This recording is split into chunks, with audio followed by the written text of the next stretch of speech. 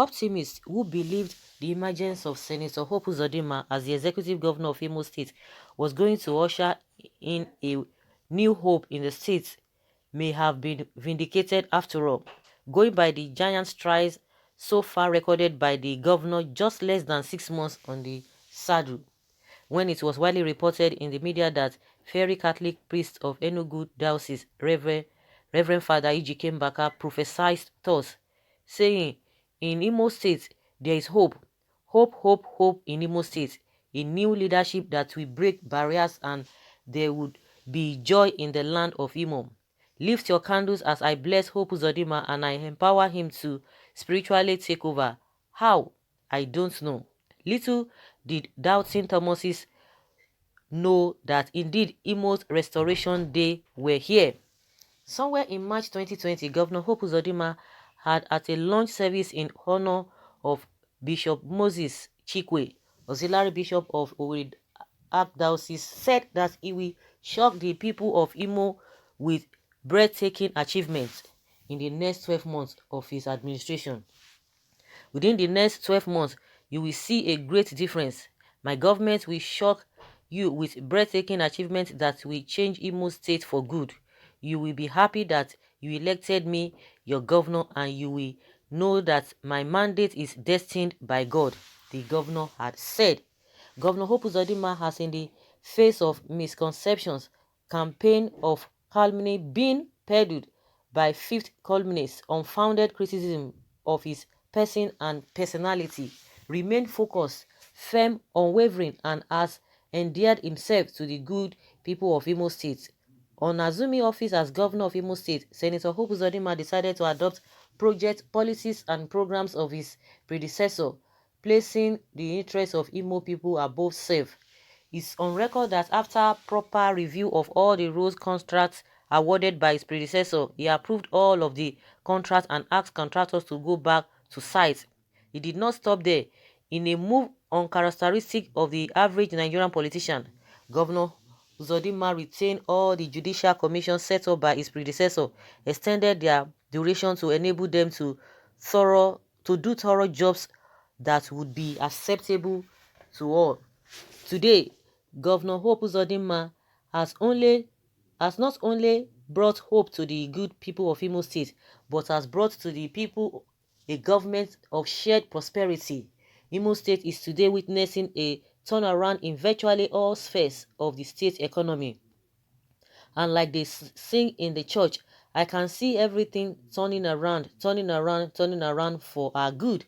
Political and economic pundits already see Governor Hope Uzodinma as envisioning a new Imo where there is a new paradigm shift aimed at stamping out issues of maladministration.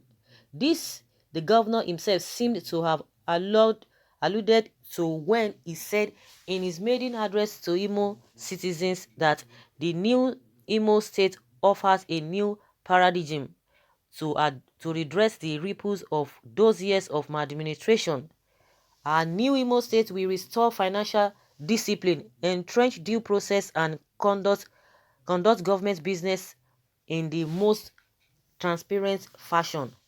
For someone who is so much rooted in financial discipline and respect for the financial autonomy of the third tier of government, the local government system, he had indicated during the same address to Ndi Imo that the new Imo State incorporates a new development trajectory that will harness the critical role of the local government councils in downstream value chain creation, while expressing its intention to ensure the independence, autonomy, and vibrancy of the local government system.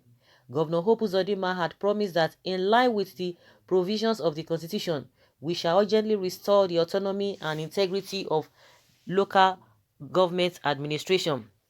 Governor Hope Uzodinma's shared prosperity philosophy is captured in his 3R agenda of rehabilitation, reconstruction, and recovery of the state's socioeconomic sectors, explaining why he pledged that our new Imo State will enshrine a new culture of shared prosperity in which the commonwealth of the people is made available for the good of all. Now, take a look at the giant strides the governor has made in the civil service system. For instance, the governor will soon launch the digitalized payroll system, ensured introduction of proper identification of workers, their salary scale and appropriate salary, ensured cancellation of education of dues for associations, ensured stoppage of the manual payments of salaries, created a conflict resolution system on all salaries and pension matters.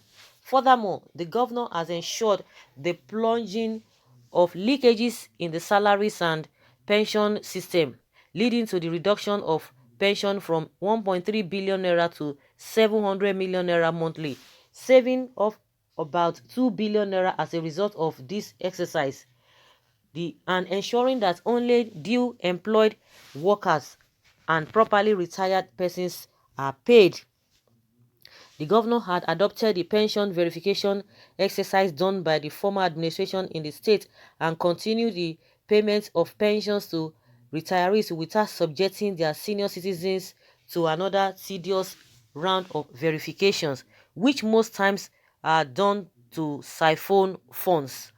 At a recent meeting with the leadership of organized labor comprising the Nigerian Labour Congress (NLC), the National Union of Pensioners (NUP), and the Trade Union Congress (TUC) at the Government House, Owerri, Governor Uzodinma disclosed that persons were fraudulently receiving 330 million naira from the coffers of government annually as pension.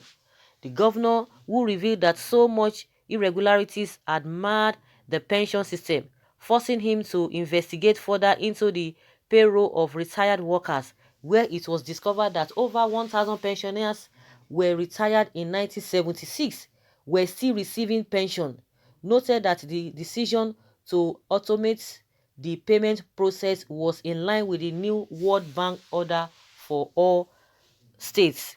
He disclosed that all verified pensioners and government workers in the state, including teachers, have been paid their pension and salaries up to June, adding that those who had issues with their data would have to resolve them before they can receive payments, while explaining that the delay in payments of some few months of pensions was caused by the monumental fraud discovered in the pension payroll, which caused a pause in payments to enable the government to cleanse the system.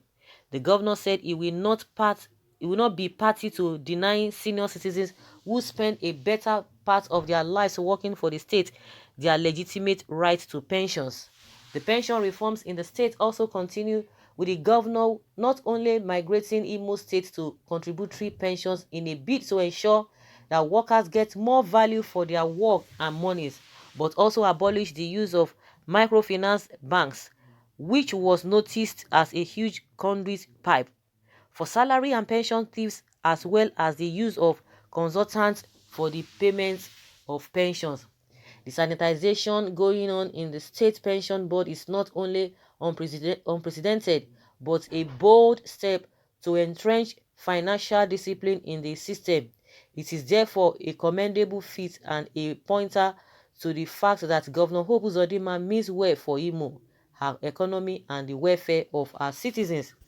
The Imo Initiative Program is a comprehensive package that seeks to clinically confront and conquer the health and safety challenges of Imo people, designed to keep our people safe and healthy beyond COVID-19.